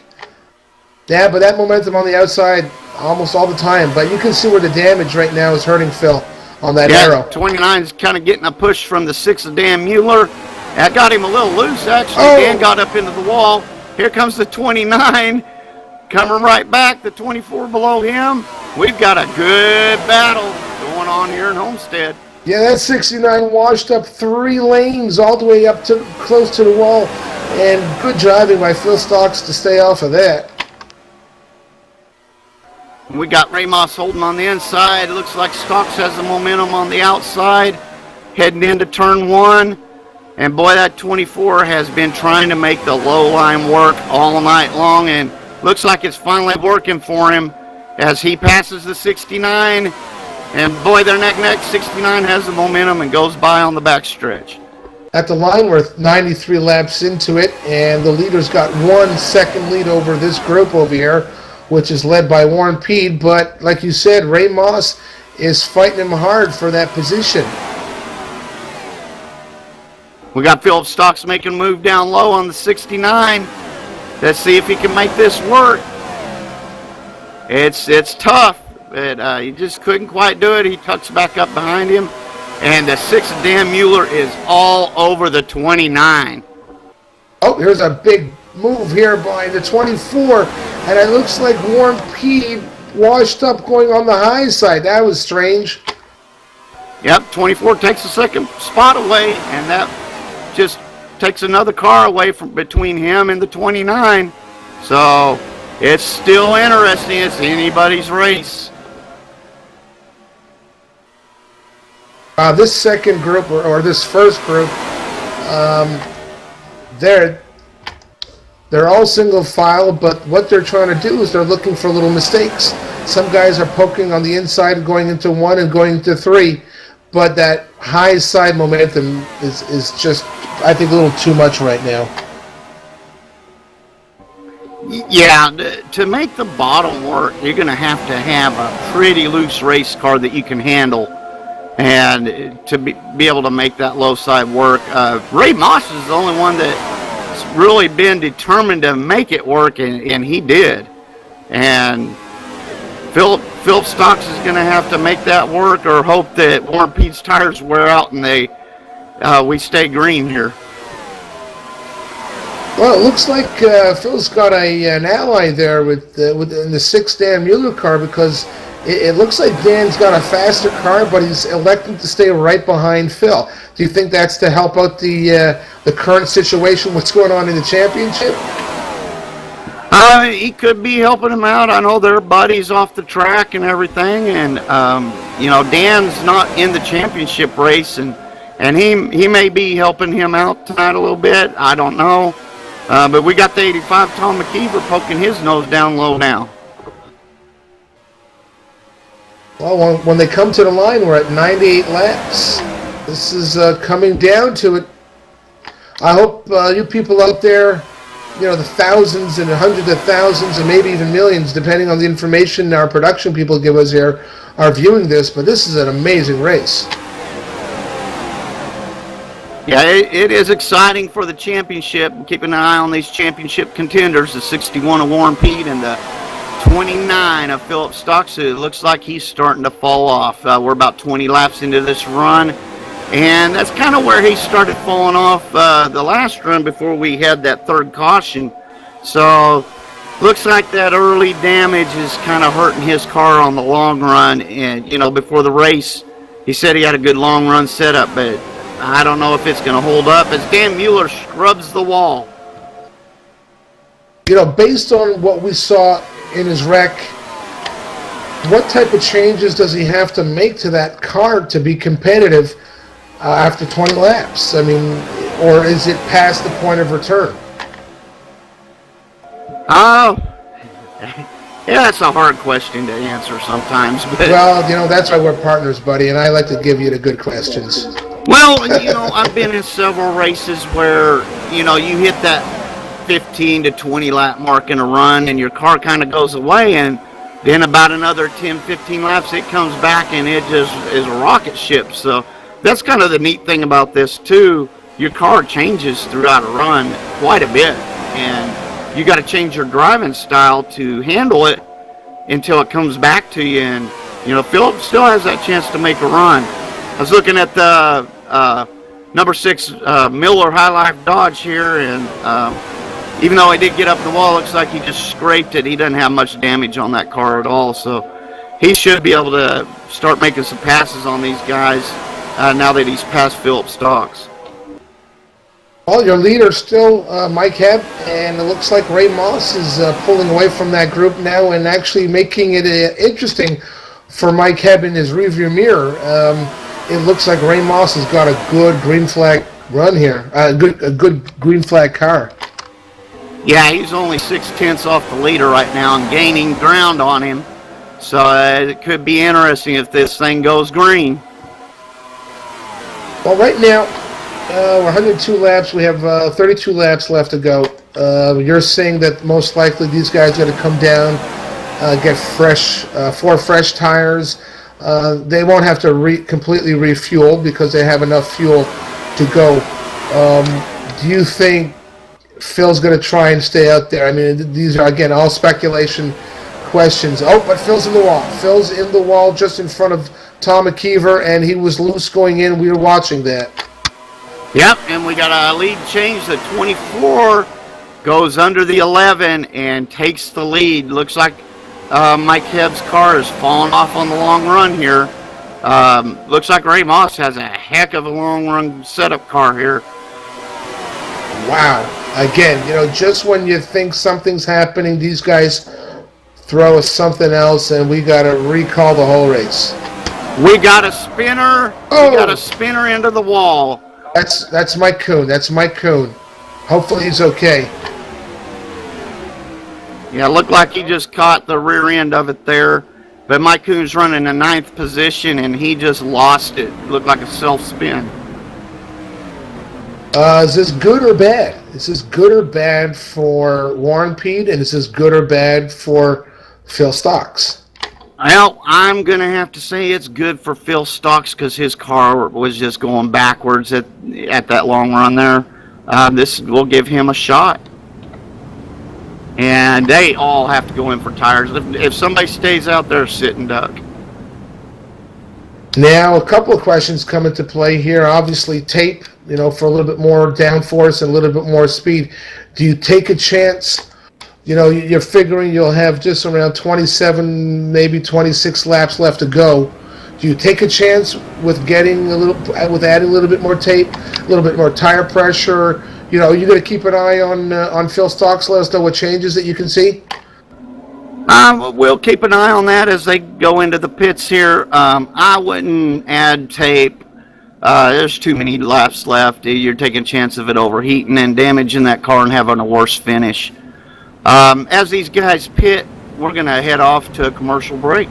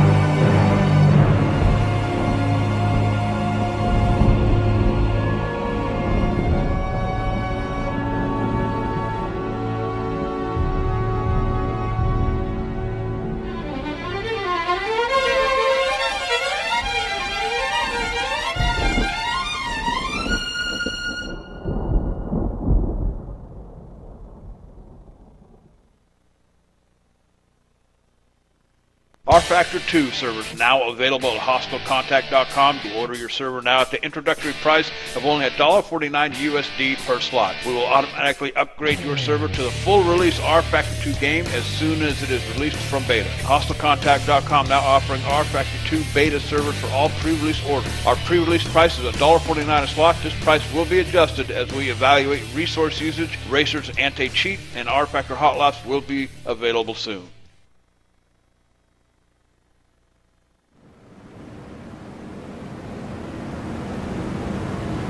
Here, 106 laps. We got 28 laps left to go in this race. It's been quite a race so far. We've had a couple lead changes. Mike Hebb in the 11 car dominating most of the race, and then all of a sudden this last green flag run, Ray Moss. But most important is Warren Pede and Phil Stocks, the battle for the 2002 Stock Car Evolution Elite Pro Series Championship, and it's coming down to the wire here. Were you able to get us any information, Mike? Did the Stocks make any changes? No, I tried to get some information out of his crew chief, and he just kind of grinned and said, we'll see what happens. So they didn't tell me what they did or anything, and I was unable to catch if they did any wedge adjustments or anything. I didn't see any wrenches, so he seemed to be doing okay on a short run, which is it's going to be close. He may start falling off. It may be too many laps left, but we got one to go here, and the car's going to line up double file and get this thing going green again. Yeah, well, we'd normally drag up, Warren or Phil, but you know what? Considering what's at stake over here right now, I think we want to keep them focused on the task at hand right now and let them stay in their car right now and run out these last 20-odd laps under green, and hopefully the better man wins. And right now, it looks like the 61's got the better car, but they're lined up right next to each other. This is going to be interesting going to turn one, Mike. Oh, yeah. It's going to be a battle to the end. Short run. Fuel's no problem. The tires are going to fall off a little bit. So that's going to play into effect a little bit. Whoever has the best tires at the end here will prevail. So we've got Warren Peed in the bottom line of the second row, and right behind him, the 29 of Philip Stocks. So it's going to play out to the end, I think. Pace car's lights are off, and we're about to go green here at Homestead. Stock Car Evolution Elite Pro Series, sponsored by Hostile Contact Simulation Servers. And they're green. And it looks like Heb got a great start there. But he will have to give back. He actually beat the leader to the line, but he gave that position back. Wow, Yep. It looks like Warren got away from Phil Stocks on the high side, and I'm quite sure he's happy about that move. Oh, yeah, I imagine he's real happy to slide up high, and it looked like his teammate helped him out a little bit there. But in the lead, we got side by side the 24 Ray Moss and the 11 of Mike Hebb battling it for the lead. Let's see what Ray Moss's car can do up front here in clean air on the short run. Nobody's been able to, hold a candlelight to Mike Hebb throughout the whole race. Let's see what Mike can do with Ray Moss here. Yeah, it looks like Warren's car got really strong there right behind him. And there's a move, and Phil Stocks is making a move, but he's washing up. Oh, contact. Moss is up, and the 69's in the wall. Still going. Wow. That may not sit no, well. there's contact. That There's may contact. not sit well. He's loose, washing up. And what a save. Stocks holds on to it. They're running hard. He's not giving him an inch there, but the momentum on the high side again. But it looks like that Gary's going to try to make that pass again here on the inside in turn 3. Doesn't look like he's going to make it stick. I think Phil wants right now, he wants that 61 ahead of him, and doesn't look like that Warren's going to give him any drafting help at all. Yeah, and the 69 looks loose. Loose is fast, but there he goes. He's making a move down low. Let's see if Philip can hold him off into turn 3. Philip Stocks is going to have to make this work. He washes right up. Philip goes back down with the crossover move, and he's coming back up in front of him. This is a battle. Philip Stocks trying to hold on to his championship hopes here. Well, up front, we got Ray Moss still ahead of Mike Hebb, and they're pulling a little bit away from the pack. Gary Cross making a move again, heading down into turn 3. Can Philip hold him off? And I'm quite sure Warren's loving all the battle behind him, because that's letting him pull a little further away each time. Yep, and Philip Stocks holds off Gary Cross this time. Dan Mueller drafting behind the 29 there in the outside line. Philip has kind of cleared a little bit. Maybe that'll let him relax just enough to start concentrating on hitting his marks. Well, we got 20 laps left here when the drivers hit that start-finish line, and it looks like Phil is just really focusing on what's ahead of him right now. I mean, it's sad that he has got this damage, because we're sort of looking at his car, and the damage that his car's got, he's holding his own right now, sort of wondering what would have happened if he didn't get that damage at the beginning of the race. Yeah, it's hard to say if that damage is affecting him or if it's hard to tell. We haven't talked to him. We want him to concentrate on the task at hand, but Yeah, it's going to be interesting to find out if that affected his car at all, or if he just didn't have as good of a car as Warren has tonight. But we'll see. He's trying to hold there and see if he can make something happen here. Warren doesn't have it in the bag. You know, you can always blow out a right front or something. You never know. It's not over till it's over. Oh, there's a move on Phil Stocks by the 6 car, Dan Mueller. He's cutting him on the inside. It looked like they were working there, like they were drafting at one point, but now they're side by side. And right behind him, you got side by side with Gary Cross and Tom McKeever. Right behind him is Don Kelliger, hoping to take advantage of some of this too-wide racing. And it looks like Dan Mueller has made the pass on Phil Stocks. That's bad news for Phil Stocks. Good news for your championship leader right now, 61. Yeah, I just don't think Phil's car has what he needs to win this race. He's just going to have to hope the tires fall off on the 61 more than his, or, he gets up in the wall or something. I just don't think he's got the car after that early incident to, take it.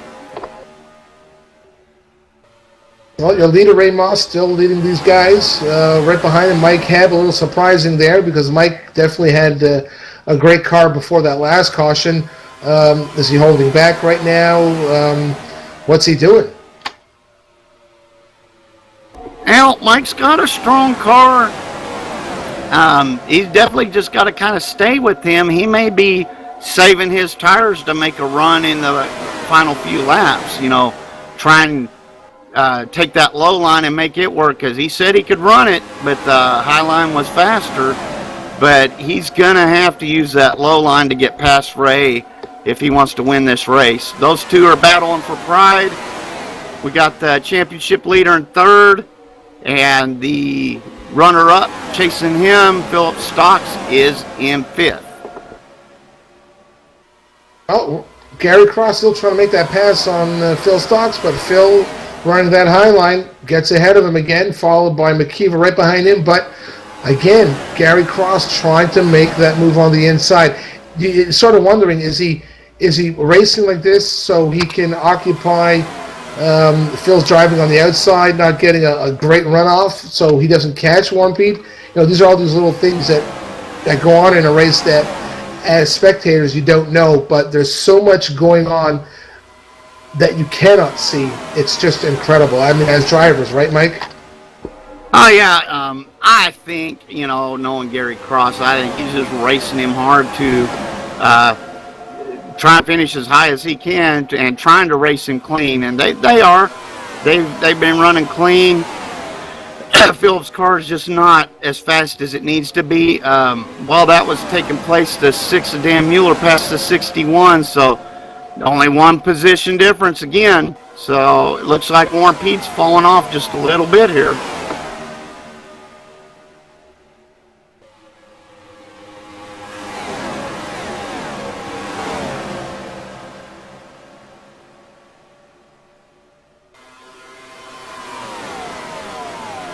Well, we're too wide back there,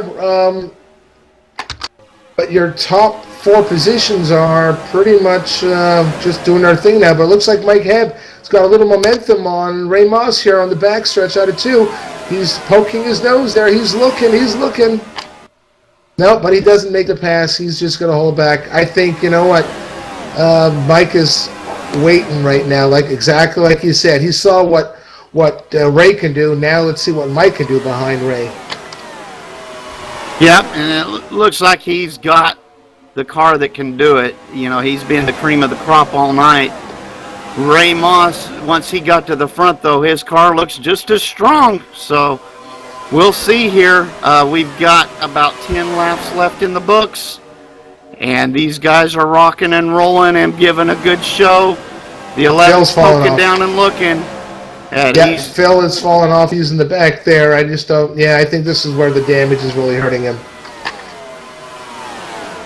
Well, barring any tragedy here on the track, it looks like Warren Pede, looks like that championship is within reach right now. And more of a reality. Oh, a little bit off the wall there Mike Hebb. He's trying to make a move. He looks like he's trying to make a move there on the inside. Is he? Wonder if he's just pressuring him for the lead here. I think it is. He keeps poking his nose down there to see what he can do, and I think he's getting up on Ramos just to try and get him arrow loose a little bit and make that pass, and it just has not worked yet. Well, at the line, there are going to be 8 laps left to go, ladies and gentlemen. This race is not over yet. It looks like Mike Hebb is on the backstretch making a move on Moss for the lead here. He's got a little bit of a lead, but will he be able to hold it? That momentum on the high side is just so great, but it looks like he is. Looks like he's going to make a stick out of 4, and Hebb's got the lead again. Yep, and Hebb's look got right the behind lead him. heading into 1. And He's look who's still taking side by advantage of this. side. He doesn't have it yet. He's got a car length on him. He slides up to the high line, and that momentum should take over. Hebb finally gets that pass completed. And here's a crossover move by Ramos. No, that's not going to work. He gets a little loose, but boy, he tried to make that crossover move work, and it just did not. Coming down to the final here of the Stock Car Evolution Elite Pro Series Chase, sponsored by Hostile Contact Simulation Servers. And like we said just before, looks like Warren Pede has the 2012 championship. But, oh, he's off the wall. Warren Pede would just hit the wall off of turn 2.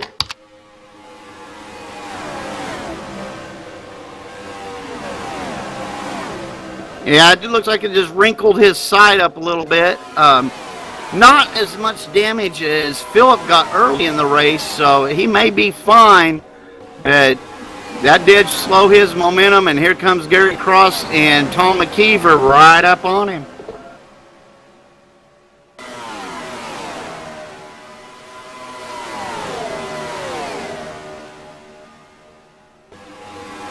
Mueller's now in second place, followed by Ray Moss, and it looks like Ray used up his stuff there. Yeah, 5 laps to go. 5 laps to go in this 134 lap race. Yep, Dan Mueller's sitting in second now. We told you to watch out for him. He's been running good like Mike Hebb these last 6-7 races. And Dan's having a strong night tonight. He's passed a lot of cars. But that 11 car is on a rail, and he is rocking and rolling, looking for another Elite Series win to finish out the 2012 season. Well, looks like Mueller's holding that low line now. He's trying to protect that position too. Ray Moss behind him. You have Warren Pede right now. I'd say at least 10 car lengths ahead of Phil Stocks, but more importantly, there's 2 cars. Oh, and Gary Cross gets loose. he scraped the wall there, and he lost a lot of momentum, and looks like McKeever's going to try and take advantage there, but that's not going to happen. But like Yeah, I he said, had a checkup as well. yeah, more importantly is there's 2 cars between your points leader right now and the guy that wants that championship badly. It doesn't look like it's going to happen.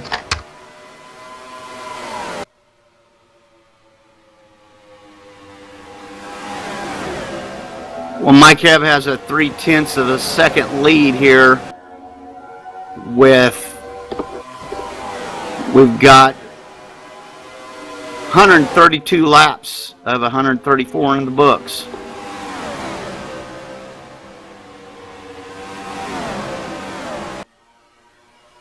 $36 races all come down to this. This is incredible. Dan Mueller's making up ground here. He wants to win very bad too. So does Ray Moss. Ray he Moss washed up a isn't little giving bit there. up.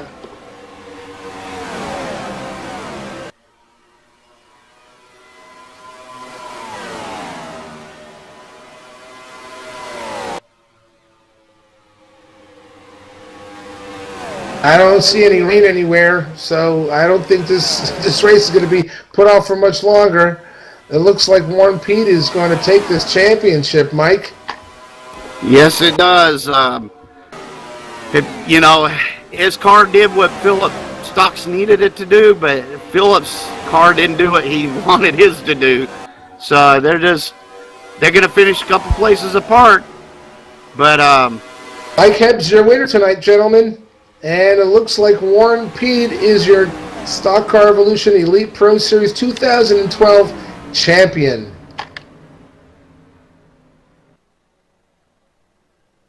well, we'll get the top 3 finishers of the race up here in the booth, and we'll talk to the championship contenders as well. And we're going to head off to a commercial break.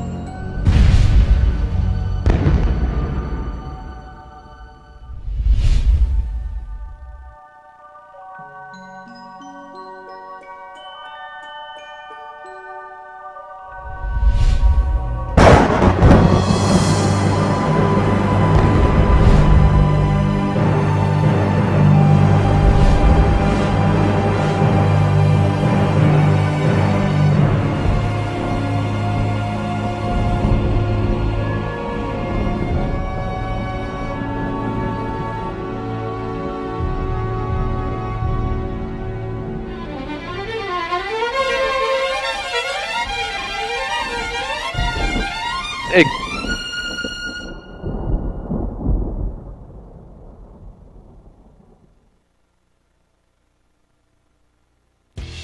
yeah. Hey, I believe so, you ready yeah. to rock and roll? If that's cool, then you need to do it over at HD Radio Network. HD Radio Network, 4 stations broadcasting 24/7 with everything from metal favorites to the 80s classic rock like legendary Leonard Skinner, Electric Light Orchestra, Foreigner, and bone-rattling, skull-crushing rock and roll on hard driving radio. Bear Factory, Stone Temple Pilots, Def Leppard, and a whole lot more. HDRadionetwork.com. Take your pick and rock your brains out, dude.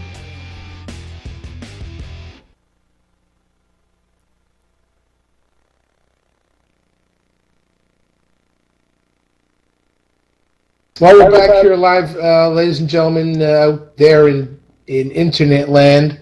And we have here in the booth with us right now your winner of tonight's race, Mr. Mike Hebb. Mike, you won the last race of the year, and you did it with ease. Well, I don't know about ease, but you did it with great smoothness, like you always do, Mr. Consistent. Congratulations tonight. Yeah, thanks, Gary. Yeah, I wouldn't say it was with ease there at the end there. Ray gave me a hard time. He must have made some nice adjustments, but yeah, I was afraid I burnt my stuff up racing him, and the 6 was going to get me. But yeah, we hung on for the win, and just a great way to end the season. You know, we've been having some really good races here at the end of the season, and we know we're just going to take this into next year. Well, Mike and I were talking about, you know, how your car was tonight and how you've been driving, you know, impressing a lot of people, turning heads, and especially the last 5 races of the chase. But tonight you were doing your thing, and we were talking about you, and the next thing you know, you have Mr. Ray Moss right up your rear there and pressuring you. Actually took the lead and stuff. Sort of rattled your feathers a little bit? Well, yeah, a little bit. We did not have a long-run car. We were in unknown territory there. Just to say, you know, we could go 35, 40 laps on tires, and weren't planning on going any further than that. So we were falling off there pretty fast. So I wasn't too surprised that Ray got me. Okay. Anybody you want to mention? Any sponsors? I mean, this is the last race of the year, so you know you have a 30-second plug.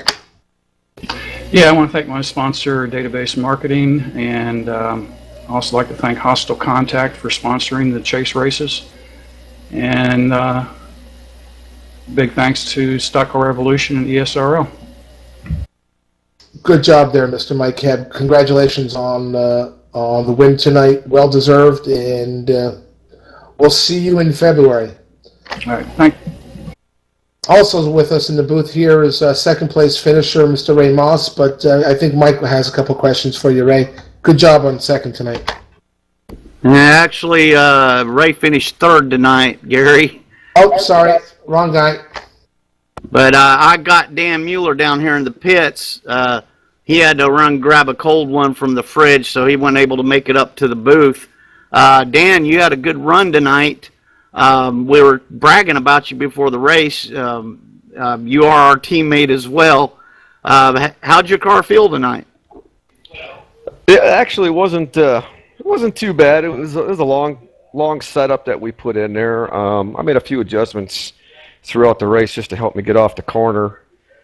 Got into the wall a little bit a couple times, but no damage. It seems like them walls had magnets for my car tonight, but overall it wasn't a bad race. Just didn't quite have enough there at the end to catch Mike.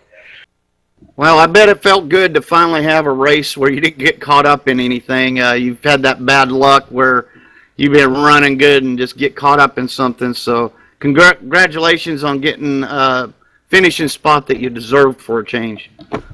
Yeah, thanks. The beginning of just chase, the first couple of races was pretty rough, but things kind of settled down a little bit, and finally I can show what I can do out there. Well, hopefully that'll carry over into the 2013 season, and we look forward to you running up front. Gary, I'm going to send it back up to you in the booth to talk to Mr. Ray Moss. I'm the lucky guy that talks to Mr. Smooth Voice over here. Ray Moss, 24. Finished third. I thought you finished second, just to show you how much your voice impresses us. You had a card tonight, Ray. You came from nowhere. Mike and I were, going through the field and watching Mike Hebb, and all of a sudden, poof, you're there. Where did you come from? Yeah, I had a long setup run car tonight.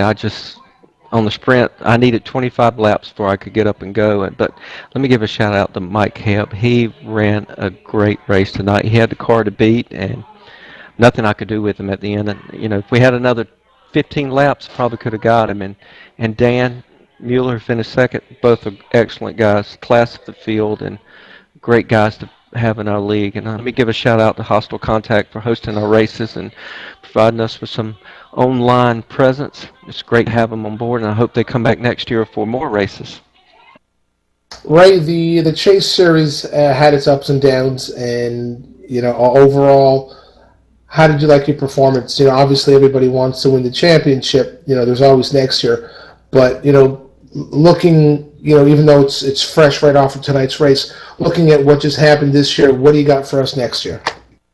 I guess we're going to have to just work on our setups more and practice more. But, it's just fun to be out here with the fellas that we have in our league and race and have fun. To me, that's the best benefit of ESRL is the friends you make, and you can talk to your friends online. You can race with them, have such a good time, and have that competitive spirit in there as well. And then once the race is over, we go on and go to the next race. And I like that. We race all through the week together with different mods that we have for SCE, and it's just fun here. And we need to get that out to more people so they can find out about us and call us home like we do. Well, Ray, with your voice and my brains, I think we'll attract a lot of people. That's kind of scary, isn't it? Yes, it is. Good job, you guys. Top three, amazing job. Fun year. But next year, hopefully, I'll be out there a little bit more consistent, and I'll be rubbing paint with you gentlemen. Awesome. Well, hey, guys, that's our top three in tonight's race. We're going to take a quick break, and we'll be back with the series champion and the guy that was challenging him to get their thoughts. We'll be back in a minute.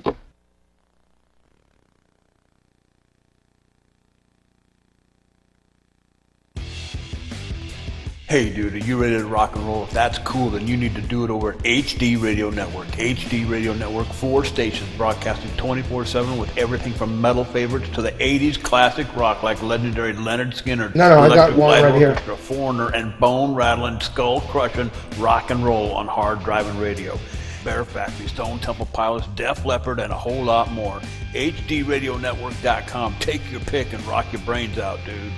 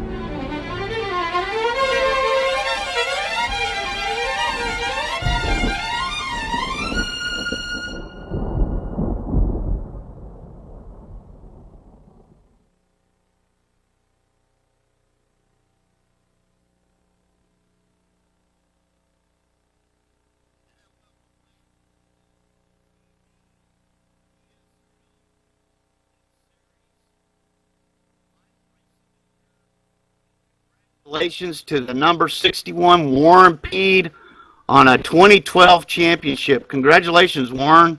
How's it feel?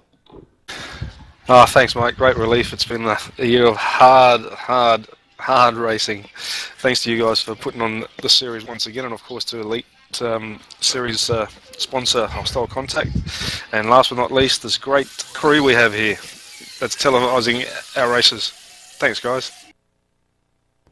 Hi, it looked like you had a decent car tonight, and it looked like you had it in the bag early on. Philip got in the wall a little bit and damaged his car, but you had a good run going, and then towards the end it looked like you fell off a little bit. Explain your night and your race to us. Well, funnily enough, the car was good early, and then, say, between lap 15 to 25, it actually got very tight. But in practice, after lap 25 to 30, it was holding very consistent times. Unfortunately, we didn't get past the 30-lap run today. But, yeah, happy enough to finish in the top 5. And once again, the aim was just to finish in front of the 29, and the crew brought us home. Well, again, congratulations on that championship. I know it's well-deserved, tough battle. You and Philip have battled out all year, you know, him leading the points a lot of the regular season, and you leading most of pretty much all of the chase, but it got real tight at the end there. So congratulations on your hard work and your championship. Thanks, Mike, and word out to Team HOW, whom Gary Cross and I practice with. Once again, Mike Kuhn provides a great set, and we just tweak it to how we like, and she seems to bring us home. Looking forward to 2013, guys. All right. Well, you're going to find out it's hard to defend your championship. No, we've never had a back-to-back champion, so good luck with that. Yeah, I was going to say the same thing there, Warren. It's harder defending than it is actually getting it. So you're in for quite a race season next year. But congratulations. Yeah. Thank you, Gary. Thanks, Mike. And thanks, ETV, once again. All right. Well, don't party too much tonight, Warren. And actually daytime there, so don't party too much today over there in Australia. And we're going to bring up Philip Stocks and chat with him for a little bit here. Thanks, guys. See yous. Night. Yeah, it's just... Well, up in the booth right now is probably a very heart, look, there's not a lot of words we can say on our end. Phil, you gave it everything you got. You got really unlucky at the beginning of the race. It looked like you were going to get something, and, it was just a tough, and a horrible way to end the year. But, being second is still being second, and you're still a champion in all of our eyes. You may just not have it written down there, but you did a hell of a job this year, Phil. Good job. Thank you, Gary. Yeah, it was kind of a rough night, but we kept battling. I didn't ever give up on it, and just too much front end damage to make a race of it. Yeah, well, we saw what happened. It seemed to be like the 10-car Greg Girk got washed up a little bit, and these NASCAR tracks, you turn left, you got nowhere to go when you get to the wall part. What did you see? What happened? Well, it was actually before that. At the start of the race, there was a checkup in front of me, and not really sure what all that was about, but I got a little front damage there, and then a couple laps later, Greg, which is an awesome racer and good guy, just made a mistake and got into my left rear quarter, and that kind of finished me off. That spread the damage down the right side a little bit, and front right fender got, caved in pretty good, and it was just, make changes as best we could on the pit stops after that. Yeah, we were talking, Phil, and after you got your damage fixed and we're making changes, looked like you had a fairly, you could keep pace with Warren for probably the first 10, 15 laps, and then your cars start falling off. Is that pretty much what the case was? Yeah, it picked up a big push. There after about 15 laps, that's a pretty good guess at when it was happening. It was up to pace, and I could actually run with the leaders there for first 10 laps of a run after I got that damage, and I did a little bit of tweaking on pit road, but you get 15 laps in, it would hit that wall, and it would just start plowing, and I could not get that out of it. I tried a little bit of everything. I was throwing everything at it. My crew was working hard on it. It just never got rid of that push. Yeah, we were sort of wondering about what changes you would have to make, but once your car is damaged, Arrow, like you said, after 15, 20 laps, your car just becomes a big push dump truck. But look, you did a hell of a job. It wasn't over until we were starting to call it the last 5, 6 laps. That's when we saw that Warren started pulling away from you. I know it was a tough race for you, but just like any other sport, champions are not just the ones that are crowned. They're everybody else that's involved in this. And all of you guys are champions in our books. And tip my hat to you, my friend. You did a hell of a job. Not the result you wanted, but you know what, baby? There's 2013. That's a Big 10 for you. I tried to, race the right way, and that was, there was a few laps there after that damage that I was beside myself, and I gathered myself up and got myself together and just focused on, trying to run the right kind of race there from there out, and just didn't have a car to do much with him tonight after that. Well, thanks, Philip. You kept things interesting tonight, that was for sure. We're hoping that you get up there and keep it interesting, and it was. Kept the race interesting and everything, and thank you for participating in the 2013 or 2012 season, and good luck with 2013. Just to cap things off, this was the final race of the chase, and we have crowned a new 2012 champion in the Elite Pro Series at ESRL Stock Car Evolution mod here on ETV Live, and that is the 61 of Warren Peed, our new champion. And we are going to call it a night. Thank you. Good night, everybody. Hope you enjoyed the year. We'll see you in February for the Elite Pro Series. Hopefully we'll be sponsored by Hostile Contact Simulation Servers.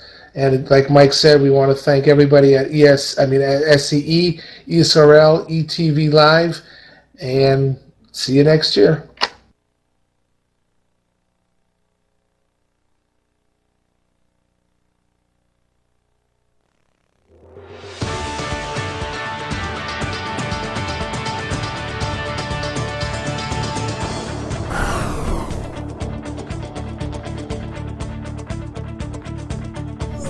Thank you.